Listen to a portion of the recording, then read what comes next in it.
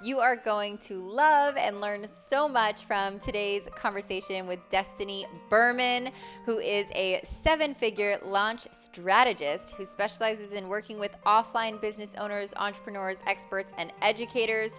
Her clients really benefit from her innovative and modern approach that she takes to marketing, as well as her 15 years of prior experience running large-scale marketing campaigns in Silicon Valley for brands like Twitter, HP, Microsoft.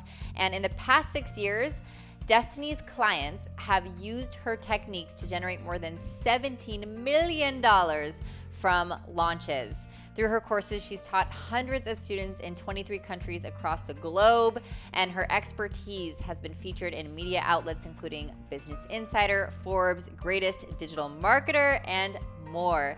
She is a phenomenal woman. She is a wife and mother to her son. They live in San Francisco. And in this episode, we really dive into all things digital marketing, as well as bridging the gap between spirituality and strategy in order to create massive results in your business and your life. She shared some strategy secrets as well as some spirituality secrets that really will support you in creating the momentum that you get to create with your own business. She also talks about her lean launch strategy, which she calls the skinny launch, which is great for any of y'all who want to simplify your launches so that you can amplify your results. This lean launch is large when it comes to results. So I'm excited for y'all to learn about that. I'm also excited for you to learn about her pre-launch. I'm also excited for you to learn about what not to do. We cover the top critical mistakes that most business owners make with their marketing strategy and launching their courses. So I'm not going to blab on anymore. There's clearly so much juiciness in this episode. I'm so excited for you to meet Destinee and to learn from her today. So without further ado, let's dive in. Destinee, I'm so excited to have you on the show today. I'm excited to pick your brain and just really jam out with you. So thank you so much for being a part of the Female on Fire series and for coming on the show today. Thanks so much for having me. I'm excited to be a part of this conversation because marketing entrepreneurship, it's this, there's a lot of ongoing involvement with it. Yeah. And I'm excited to hear your insights. I know you just have such an amazing background. And you know what? We were just talking about this before we hit record, and we were like, yeah, less of structure. Let's just flow with it. And I'm feeling called to do something I haven't done yet. Okay. Which is normally I ask this question at the very end of every episode for my Female on Fire series, but I'm feeling like I want to ask you and actually kick off with it. Okay. You open to that? I'm good. Let's do it. Awesome. So what is one thing about you, Destinee, that you used to maybe hide or maybe dim, mute, maybe even shame or be ashamed of about yourself that you have since reactivated and reignited on your journey to becoming the female on fire that you are today? Wow. So I love this question, and I have several answers, when I was thinking about it. But for me, it's a combination of being seen and being heard, which is interesting because when you're in a business that you have to be out there all the time, having your podcast being on video, it hit that button directly in terms of, wow, what is it like to be seen online, in person, and to be heard in this way? I see. And what would you say, like back when you first started out on your journey, how did you used to kind of show up versus how you show up today? Well, it's interesting because the first 3 years of my business, I was behind the scenes. So I was a consultant and I was able to set up an extremely profitable, lucrative business with revenue splits and driving these big results. But I was behind the scenes doing what I was good at, but also comfortable and in my default mode. I didn't have to be up front and center.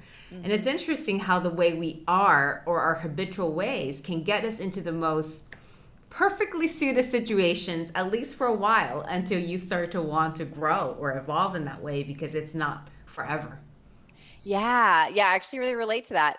The story I used to tell myself often was that I was meant for behind the scenes. And Mhm. I really, really believed that story with all my heart. I was like, yep, I'm just not meant for the spotlight. I would say that I'm not meant for the spotlight. I'm not meant to be front and center. And I had a company, I still have the company, but I've since rebranded it to be Ashley Hand Me, but it's Omni Media Marketing. And so I would hide behind that. And like none of my friends even knew what I did. Wow. That's Wow. how much I was just hiding, which is so interesting as you evolve and you start to discover like more parts of you and why, like why was I hiding? And it can be very confrontive and deep work happens when you're on this path of entrepreneurship, right? It's yes, I mean, yes, 100%. And it's so funny because meeting you now, I would have never ever guessed that was a story you were telling yourself because you very much look and feel like someone who should be up front and center. It goes to show you, you just never know. You never know, how women really think about themselves and how they feel until you really just ask and get to know the person. You know what I mean? We can make all these assumptions and you're like, I mean, I used to be bullied. A lot of people would have never known that. And just, there's so much depth there that so many women don't talk about, you Yeah. know? Yeah. So yeah, okay. And one thing I've learned about you is that you are, as much as you are really strategic and like structural, you're also spiritual. And you Mm. also have this very spiritual side to you. And I'm really excited to dive into both of these elements of you because I'm sure that both of these equally had a significant impact on you and what you've been able to create today. Yes. Yes. So one of the most fascinating topics for me has always been the relationship between spirituality, so our own spiritual practices, and the success we find in the business, in the financial space. Mhm. And it's always been interesting to me because I believe that we can hold both. Like being really deep in our spiritual practice and also being really outcome driven with making a lot of money and having the kind of material lifestyle that we want and deserve to however many levels that we want it to be at. And so I've always done my best to hold both sides of me with that, and I've been able to help some incredible spiritual teachers and known authors create big results in the world. And I felt like that was kind of my path and my calling to be able to bridge those two worlds. It's an Yeah. ongoing inquiry, but I love it, and it's really fun, and I think it's worth doing. Yeah, I love that. I love that. I know that's you kind of started with, was it yogis, like yoga instructors? Is that kind of A where you lot of like started? wellness, yoga, Yeah. astrologers, psychics, even Hay House folks, right, who are very deeply embedded in that world. And Yeah. really working, busting through these stories that I can't have a seven figure business. And it's okay to earn a lot of money. And it doesn't mean that we're not spiritual in the process if we Yes. give ourselves the Yes. permission to do so. Yeah, that you can get paid well for your gifts and your medicine. Yes, And you yes, get to be because when you allow yourself to receive, you're able to give at an even greater capacity. So, exactly. Exactly. yeah, so good. So, what would you say is like two or three, if we start with let's start with spiritual and then we'll go to strategy. So Sure. like what's two or three like secrets, and this could be something that you have done along your path or that you have taught your clients when it comes to spirituality and really creating the results that you want in your business and your life? Well, this is a daily conversation because when it comes to marketing, we find that a lot of spiritual entrepreneurs and even a lot of conscious entrepreneurs, you don't have to be so deeply embedded in the woo woo, but you've had this consciousness side to you that's opening up.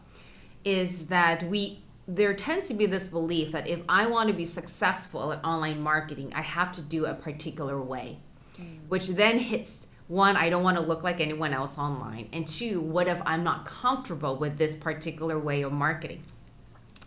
And so, what I like to say is that with your consciousness, with your spirituality, your authenticity will always trump any marketing best practices outside of maybe two or three principles. We always want to capture emails and, like that.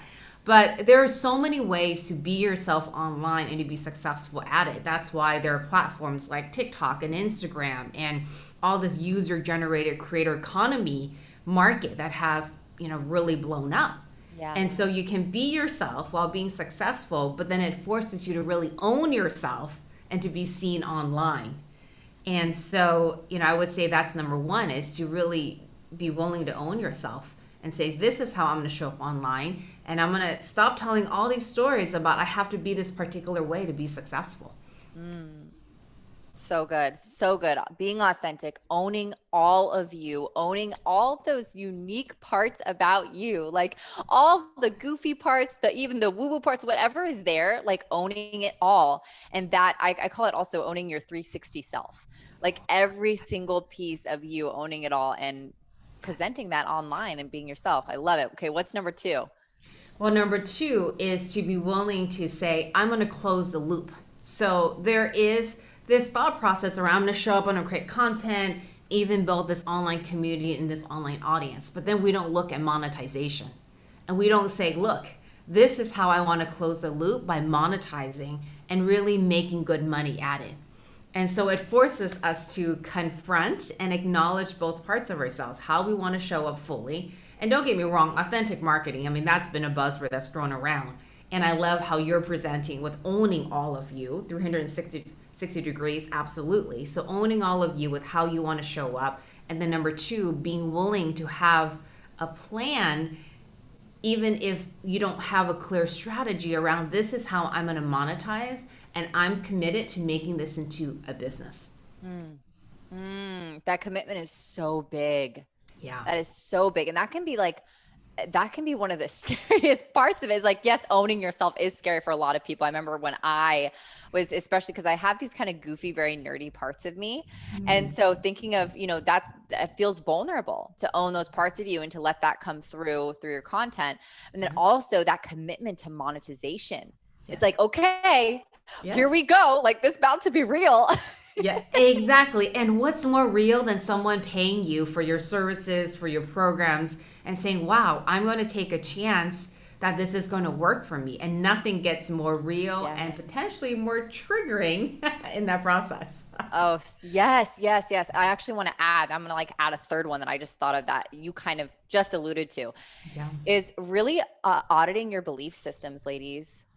And just really, really getting clear about what are you believing that's holding you back, because there's a reason why, if you haven't shown up authentically yet, there's a reason why. There's something you're believing about that. And then two, if you haven't committed to monetizing your craft, your medicine, your gifts, there's also hidden beliefs underneath there that are sabotaging you, that are blocking you. So I would say I invite you to really, really audit those beliefs and choose new beliefs that support you, that empower you into your vision for your life and what you get to create in this beautiful life you've been given. Yes, it's true. It's true. And to be willing to be curious, because sometimes we don't know exactly what this online journey will bring us, but to be willing to be curious and open to possibilities. And it's step-by-step commitment. That 1% shift every day really leads to a big result. So love that. Yes. Flexing every single day. I love that. So good. Okay, so now let's move over to strategy. So I know that I've heard you talk about a couple of your things. So I'm just gonna let you loose, sister. Go ahead, drop the value bombs. So first is, in this day, when one of the biggest questions is, if everyone is coming online, building a personal brand, having online offers and courses, the first thing is always, well, am I too late? How am I going to stand out in this saturated digital market? Am I too late? And the good news is there are billions of people online who are ready to consume and learn content and receive education and coaching more than ever. Yep. So there are billions of people that literally, for an entrepreneur to create 6-7-figure businesses, you really are only looking at a fraction of the billions of people online. So the market size is there, even if there is content saturation and there's a lot of people trying and doing this. The second thing is to remember that in this day and age of content and more platforms that exist more than ever. Before, ironically, it was actually more simple, right? You had YouTube, you had Google, and now you've got Facebook and Instagram and TikTok, and their platforms showing up every day. You want to think about what is your uniqueness, and even deeper, what is your specialization? when it comes to your knowledge or expertise with how you want to serve and make a difference. And that going deeper is actually going to allow you to go bigger. So we just take yoga as an example. There's a lot of different yoga teachers out there. So what is your specialization, right? Yoga for diabetes, yoga for mental health, right? Yoga and psychology. We've done this with astrologers. We've done this with we've done this with life coaches. Like, what is your specialty? Because the more you're willing to go deep is how that's going to help you stand out, be seen, and you can charge more and you can be more successful faster. Yeah, people pay more for specialists. Absolutely. Absolutely. Exactly. And yeah, I just want to, so I love what you said first, because I feel like I'm just going to kind of unpack both things that you said. One, that the market is there. The market is there for you. I've heard that, like, oh, well, isn't it too saturated? Oh, there's so many intuitive healers. There's so many this, there's so many that. It's like, okay. And there's no one that's you. That's why I'm so passionate about personal branding, because it is so personal. Yeah. And in that sense, I truly don't believe in competition. Like, I feel like what someone, like, for example, Destinee, you and I teach somewhat similar things, right? Oh. But it's like what someone would get from you is something different than what someone would get from me, because we are inherently different. Exactly. So I love that. And then I love your second one is like, write this down, ladies. What is my special sauce? Yes. Like, what is my special sauce that I put on it that nobody else got that unique flavor? Like, what is your flavor? What is your unique special sauce? And going deeper, what I'm hearing you say is like not being afraid to niche down. Yes. Yeah. Like going deeper in that and being a specialist versus a generalist, because people value that more. Like if something's, I heard someone say this before, like if I have something wrong with my foot, I'm going to go to a foot doctor, like, right. I'm not going to go to this, whatever. So it's that will pay more for someone who really specializes in what it is that we're looking for. So Exactly. I love that. I love that. So good. Just to add on to that, because I find that in the transformational coaching space, we tend to get more reluctant to go super deep with your niche. Yeah. And if we look at e-commerce platforms, they do very well with this, right? So Amazon was first known for books, or Zappos was first known for shoes. So they went super deep in one vertical. And we see this with e-commerce, Warby Parker, Away, just Bombas socks. Like they go after one product, they get really known and really deep in that one product, and then they expand. And that's how you want to think about your online knowledge and coaching business. Yeah, that's really important too, because then I think a lot of I can just speak on my clients have said this to me, like they're afraid to niche because they're like, oh, well, what if I don't want to do that forever? Right, nothing's forever. Like that's the point. You're always evolving, and you absolutely can expand. But that is a really great starting point. Absolutely. Exactly. Yes. I would also love to hear. I've heard you talk about your skinny launch. Yes. Can you talk about that? So I created the skinny launch. And I've just been creating all these different models because it's fun and the digital marketing space evolves. But I created the skinny launch as a response to, and the whole concept built around the lean startup, the minimal viable product, because I noticed that entrepreneurs were so overwhelmed with this idea of launching. And it is true that with launching, there are emails, webinars, all these different elements to it. But the whole concept of a skinny launch is that it's grounded in 4 steps that you go deeper and you repeat each time. And most importantly, to be willing to give yourself the permission to say a skinny launch doesn't mean small results. It just means lean and focus. And the 2 to 3 rocks that I'm going to focus on this launch, because you can't do everything for every single launch. And we get into this idea that if we do more, we're going to likely have a bigger launch. And that's not true. I love it. Debunking that myth. Yes. A lean launch equals large results. Yes. Exactly. So what are those? You said 4 steps, right? Yes. So one is getting clear on your school model. So getting clear on what your model looks like. Is this going to be a 6-week self-study? Is this going to be what I call a closed school system where everyone starts at the same time once or twice a year? Is this going to be a B2B, more of a certification, professional development? So you want to get very clear in your outcome, in your model, and there are pros and cons to each model. Then you're going to be working through, okay, well, what is my positioning and my outcome statement? And often we get caught up in this because we're so in our work and we know what other people need, but we forget what it is they're looking for. So, what is the outcome statement that your audience is looking for that they will want from you? So, this will take some finessing and working, but working through your course outcome and the positioning of it, right? So, we go back to the yoga example. Are you a yoga therapist who is specialized in helping others who have diabetes? That's very focused and that's very specialized, and that's going to inform a lot of your messaging and how you get this out there.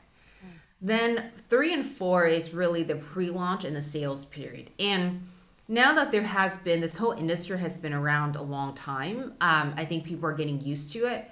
But historically, business owners tend to think, oh, the launch is when you open for sales, and that's the entire launch.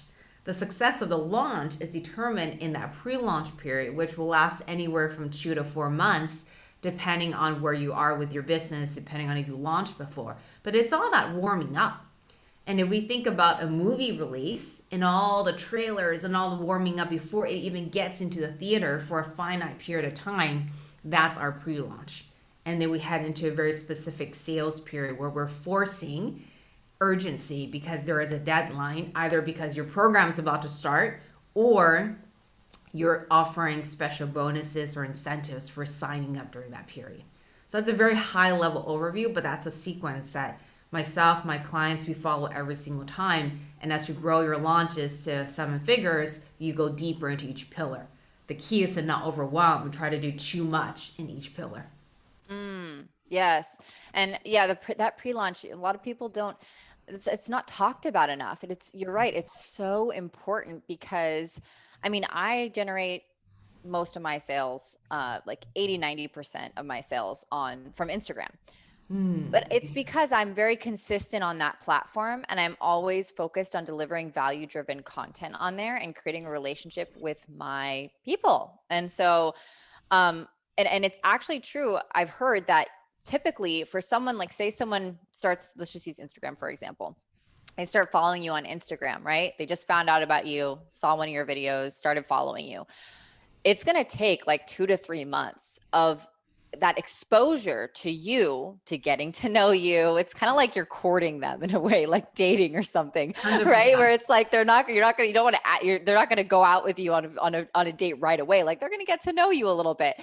And so, so that 2 to 3 months, I would say, I would be curious to know what you've kind of found of them being exposed to your content, you nurturing them through value-driven content, very intentional content that's actually focused around whatever your course or program is, Yeah. for them then to feel comfortable to make that buying decision to work with you, right? 100%. And price point also varies. So, depending on how long your brand has been established, the price point of your offer, if you have a higher ticket offer, it sometimes will take 4 or 6 months or more.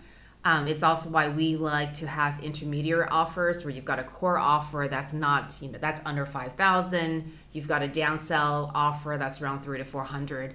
And what you want to do over time is you want to have essentially 3 levels of offers to have for your audience so that someone who is getting to know you is willing to commit to a $397 offer.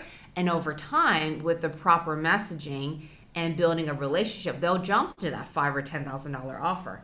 So strength of brand, definitely. Longevity of brand also impacts this. But average 2 to 4 months, new person getting to know you, regardless of what offer level. And then definitely if you've got higher ticket offers, that will take even longer. But then the revenue numbers are bigger. Yeah, I call those like an Ascension Ladder. Yes. And I say the same thing. So we're totally aligned there of having 3 and, Yes. meeting. Cause the thing is what I have found is it's really for me, like I have, an ideal client. It's the same woman just at different points along her journey. Exactly. You know what I'm saying? Exactly. That's So right. yeah, and like if I just look at myself, for example, I always have a coach. I'm always part of a mastermind. I'm all about it, right? I definitely walk the talk when it comes to that stuff because I really believe in it. And the coach and the programs that I hired, let's say 4 or 5 years ago, is very different than where I'm at now. But I'm still me. I'm still this person, but I'm on a different point in my journey. So I also just like wrapping back to what you said before in that positioning and outcome statement. That's why it's so important, because what I heard you say is that your messaging is around what they're looking for, what they're wanting, and essentially making sure that we're meeting them where they're at with that messaging. Yes, exactly. Exactly. You want to be clear of the path that you're ultimately leading them to. Otherwise, the content you put out will, one, not have a specific focus, but two, it's a bit random. I mean, how many times have we shown up and started pulling all this content together? Okay, well, where are we leading them to? And that path is very important. And it's also why, to your point, right offer, right time, and right person. Those are the three elements that have to come together for someone to say yes to you. So, to your point, you're always the same personal brand, the same entrepreneur, but based on the person who's seeing your offer, based on what they're looking at, it has to be the right time. Because you can have the most perfect offer with the most clearest messages. It doesn't matter if they're not ready. And Mm-hmm. why you always need to be casting your net to a wider and wider audience, so that you always have a segment of people who are ready to say yes, so that you can hit your business goals and be serving people year round. Yes. Yes. And actually, this is perfect because I did want to ask you this question. I feel like it leads so greatly into this. Mistakes people make. Yeah. What are the most common mistakes that you see people making starting out in this journey of creating courses, creating an Ascension Ladder, creating results in their business, launching their first course? Like what have you seen as, like, let's say, the top three critical mistakes that people make? So, one, ironically, is actually putting out more than one offer at a time. So, we just talked about having an offer stack, and that's one of the most profitable ways to build your business. But if you put out two different offers at the same time, trying to launch them at the same time, it confuses people. And I've seen this time and time again. They come, they want to present, they have a $2,000 offer, then they also have a membership offer. And the thinking is, I'm just going to put out there and I want to see who responds and how they respond. And then based from that, I will make my next business decision. But what you want to do is always present only one offer at a time, even if you have a back end funnel of upsells and downsells. So I would say that's number one. And especially in the beginning, if you're experimenting and testing, there tends to be an intuitive feeling of wanting to do that. And it just confuses. And if you confuse people, they won't make a choice. Number two is if you're just building your audience, relying only on organic is going to be slow. Organic is a long-term game. It's great. You absolutely want to do that. But if you are really getting your business off the ground, and if you're not only in a client-based business, you have to leverage advertising. Advertising is scary, can be expensive. It's more expensive than ever, but you have to go directly into it in order to start to get momentum and to generate revenue. And I find that many business owners wait too long on the paid advertising, and they're relying only on organic, which is this whole other ball game, and it just takes longer, right? And then finally, number three is, it's interesting because I meet with a lot of clients who already have very successful businesses, and then I ask them for their online revenue goals, and I get a blank, which is really interesting because if we don't have some idea of revenue that we are looking and trying to hit, we're not going to go anywhere, just like us wanting to lead our target audiences onto a path. And so you want to do some research and to look at yourself. If you already have an existing business, how much do you want to be converting into a digital revenue stream? And if you already have proven offers, what can you take and digitize that you can now add 25, 50% to your existing business? And to start with a launch goal in mind, because if you don't have a launch goal, even if it's an experiment, even if it's a test, you won't have that grounding factor that's going to help you focus and get clear on setting launch budgets, advertising budgets, and where you want to go. Mm, so important. Yes. Number one, what I heard you say is focus, essentially, right? With your first one is focus, focus, focus. Sometimes that can be like, you're right. I had done this before when I first started. It's like, here are all the things, and then it's like, what's it called? The paradox of choice. They can get stuck in the paradox of choice. So yes, that's what I heard you say. Number one. Number two, advertise. It's so funny that you're bringing this up because what you just said is literally the conversation I just had with my fiance this morning. So we were just saying that we've been kind of testing out different ad agencies, especially him. He's tested out more than me. And going through that because it can take some time to get an ad agency or an ad person that gets it. Yeah. Gerard and I were talking about that and he was like, yeah, because I don't want to be so reliant on my organic marketing. And it's so true because then it's, him and I both, we both really are, we don't want to be so tied to it and that it's actually because when it's organic, it's really reliant on us showing up like that in that organic way, which we still love to do, but we don't want it to be, that's it. And it's all fully reliant. Exactly. So I love that. Very, very true. Advertising, yes, can be scary. And it's worth it. And I love that you said it's better now than waiting when you're too far along in the game. And the third one, having a revenue goal, a launch goal, being connected. I just was talking about this with my coach about how it's really important to stay connected to your numbers, connected to your desires of what you desire to create from this launch. What do you desire to create this month?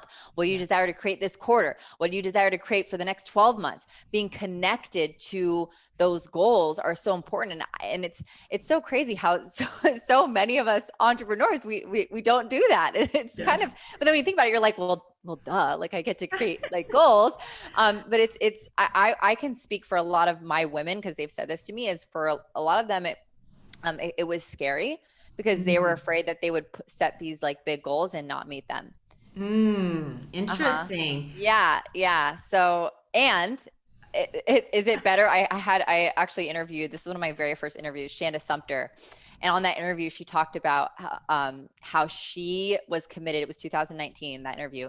She said, I'm committed in 2019 to fail 19 times, like in a big way, like big fail 19 times. And I'm like, why, Shanda? And she's like, because I know that if I'm failing, then I am moving, then I am actually taking action. Like if I'm setting these big, huge goals, if I'm going to get way farther along than if I was to set a small, safe goal. 100%, so it actually, so it actually, there's nothing to be scared of. It actually is very motivating. It's inspiring and it gets you to be connected to your results. I love that. And it's true. I mean, that I would say that's my business philosophy as well, where we've got this huge stretch goal and then we've got a bottom line baseline. And if we hit our baseline, that's amazing. Like that's how aggressive our goals are. I would also say that if you're willing to get connected to the numbers, let's say Monday through Friday, it doesn't have to be every single day. What it allows you to do is it removes all your personal stories and all your emotions. Oh my God, my launch didn't work and no one wants my stuff. Well, guess what? Why don't we look at how many people enter your funnel, what the landing page conversion rate, what the open rates are, what the click-through rates. Every data point along the way allows you to remove yourself out of the story, which is valuable because then it's not about no one wanting my stuff. I've got to do this big pivot. Let's look at one data point at a time, and that will inform where you need to shift. Most of the time, like 99% of the time, it's a shift. It's not a big pivot. It's because it's not because you're a failure even. It's just that we have to make shifts along the way and then we'll move the numbers, period. I heard you say that actually before, that was it that you look at failures, not as failures, but as shifts that we get to make. Cause that's what every time we fail, we learn so much. Like we learn so much. I mean, unless you decide to completely look the other way, there's no way that you cannot learn from a quote unquote failure and then take what you learn and create a shift and pivot. So, so good. And I also wanted to add in another mistake because I know that my women will relate to this because I'm an analyzer and I'm a perfectionist. So I know that my listeners I got to have some analyzers and perfectionists is let go of perfection and choose progress, choose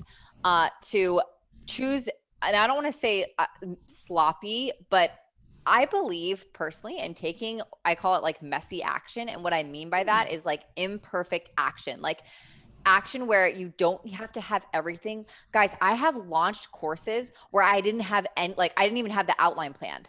But I was like, all right, I'm going to Wow. launch a course because I feel inspired to launch this course. I launched it, filled half the program. And Yeah. then I was like, all right, when I was like half to like 60%, I was like, all right, I better start creating this outline. But you know why it was perfect? Is because when I was getting on those calls, those enrollment calls, I was asking all these questions and learning, wow, I know how I can make this course that much more valuable. So I was gathering all this feedback for the course in live time as I'm selling the course to make it that much more valuable for my women. And it ended up being, being an amazing launch. So let go of perfection, ladies. Just do it. Take the action. Um, if you want to build upon that, I think one of my favorite stories is about LinkedIn. When Reid Hoffman started, before he started LinkedIn, he had started this online dating site. And it was too early. People were not ready for online dating at the time. So it was a big failure. But he credits that online dating site to the success of LinkedIn. And can you imagine if if he had let that failure of his stop him, LinkedIn wouldn't have been where LinkedIn was today with acquisition from Microsoft. I mean, one of the biggest companies, period. Wow, I did not know that. Yeah. He That's a was just fun too fact. early. And sometimes, if you're too early, that's what it is. But it Yeah. kept informing the next success. So you can't let 1, 2, 3 failures just stop you. Yeah, totally. Yeah. Absolutely. Use it as fuel to Yeah. fuel you forward. So good. Okay. The last thing I just would love to touch on uh, is I know that you have some insights in terms of like how the education space has changed and evolved, Yeah. and really what it takes now to create a successful launch and a successful courses where we are today. Is there anything that you can share, any insights for the listeners when it comes to how this space has been changing? Yeah. So one is it's interesting because the pandemic made what was fringe, right? So online education, online coaching, that was still a fringe market if we look at the bigger scheme of things and how many internet media companies exist. So 2020 really made what was fringe into mainstream because then now higher education had to go virtual. Every brick and mortar business that couldn't even imagine being virtual is now digital. So, what's interesting and what's fascinating to me about this is okay, so now we've got the whole world being forced to go online. And I believe that over the next 5 years, every subject matter expert will have an online course, period. So, it's not a matter of whether they're going to do it or not, it's a matter of when and what kind of course and what that looks like. So, along with this, I believe is that each coach, each subject matter who has an online course will have more accountability. And that having more accountability to your students, your community, because they will have more choices. And that when we put something out there, it will have to make a life changing difference at some level, and that we are committed and responsible for that. And I think that's a great thing because there's going to be more people in the space and people want results and they want outcomes. And I think that having more regulation in that way, it's a good thing for everyone. So higher standards, outcome based is one. Yeah, that's good. That's good. I love that you said that because it's kind of also like this kind of cleaning out that's going to happen Yes. of all the kind of BS that is, online Exactly. on service. Exactly. That's right. And if you're really committed to standards and execution and having a business, you're going to win. Yep. And you're going to win in your ways. It's not like one person wins and the other person doesn't. It's just that you're absolutely right, the clearing of the BS. Number two, it's going to be very interesting to see how creators monetize because now you've got all these different companies, all these different platforms popping up to help creators monetize, right? Facebook is releasing a lot of features around that. And there's all this talk about creators monetizing. It's going to be very interesting from my view to see how this shapes up. I believe that regardless of which platform you choose to monetize, whether you write for Substack, whether you're a part of a subscription company, courses and tapping into your knowledge will always be one of the most lucrative ways to monetize. So as you're building your business, regardless of what business you're in, you always want to be thinking about a course the knowledge industry as a way to, as one of your revenue streams, and you want to be looking at that earlier than later. Mm. And then finally, number three, I believe that the opportunity to create a really fruitful, lucrative, authentic online business is bigger than ever. So, yes, there's more people. There's also more people online. People expect it. People want to learn online. Personal growth, self help will continue to expand. And I believe that if you're thinking about doing this, instead of the question looking at, am I too late? It's like, why not?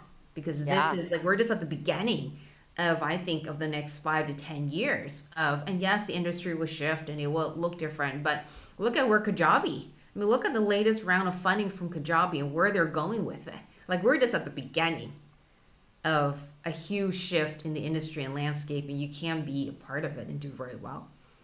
Agreed. I agree. There's so much untapped opportunity.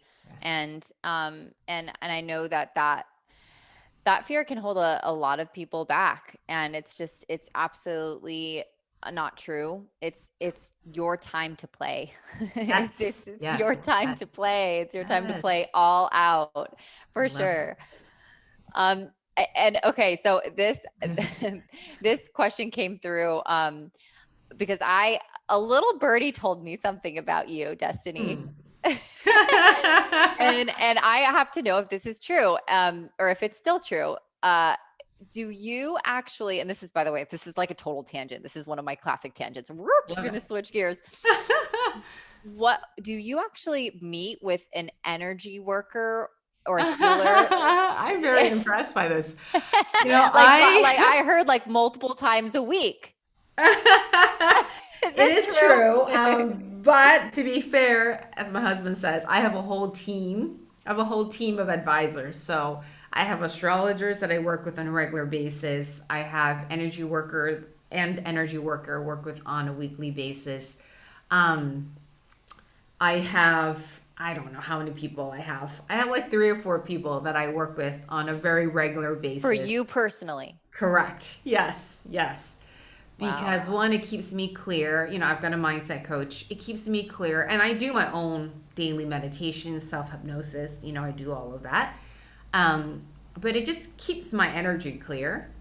And because I believe that your business, at least in this business, it's an extension of ourselves and it reflects to us where we're at. To be Mm-hmm. fair, I used to put undue pressure on all this work. Oh, if I do more daily practice, I'm going to be more successful. It doesn't quite work out that way. It's just that it's what I choose to do. And I feel better about myself. I'm clearer and I make clearer choices as a result. You have to invest in business coaching and strategy. And it's not like you can intuit strategy from doing mindset and inner work. Mm-hmm. But I like to have the whole team because I believe that's important for me and it's what I value. Yeah. Oh, absolutely. That's so beautiful. And I really hope that that inspires all of the listeners right now, that you get to have a team. Hello. You get to Yes, have a yes. team that supports you in all those different areas of you. And I love that you said you work with an astrologer too. That's so cool. Last time I worked with an astrologer was last time I was in Bali. Hmm. But I'm like, oh, that's like inspired me. I'm like, huh, because I haven't, and that was a super powerful session for me, super powerful. But it was kind of like a one and done. I didn't continue seeing her after that. But I have like, I have a love coach, and I have my, of course, my spiritual business coach, and I have, my own sort of team around me. But now I'm like, oh wow, I want to expand my team. I want to get more, even I heard you say once that you had like it was like 5 sessions a week or something. And I thought that was like really inspiring, because I'm like, wow, I definitely talk to my spiritual business coach on a daily basis. Like that Yes. happens every single day. Yeah. But to have those sessions, I know how powerful that is. And you're right that we essentially, we are our business. Like our business are, like you said, are reflections of us. So if we're taking care of ourselves and nurturing ourselves, we are actually at the same time simultaneously nurturing our business. It's going to have a direct effect. 100%. 100%. I mean, I believe every company ought to have an on-site psychologist because how much of our psychology shows up every day at work, and it Totally. slows us down, right? How we speak, how we think, how we be. And How so, we interpret things that how we yes, interpret events and stuff yes. that comes up, because life gets lifey. Life Exactly. lives. Exactly. And like I'll walk with my mindset coach and she'll give me feedback. She's like, "Did you just hear yourself say those words?" "Oh my God, I just did and I didn't even realize it." That is the beauty of having a coach. They Yes, shine light on your blind spots. It's the exactly. best. And I'm like, oh, okay, yep, I see that. All right, thank you. And most importantly, for those who are listening to this, is that any kind of team you choose to be around you, any size team, ultimately it's really to help you stay connected with yourself. That's 100%. ultimately the whole point. So that as you stay connected with yourself, no matter what triggers you have with hiring, with money, all of it, you can be your best possible self in that moment. And that creates this ripple effect.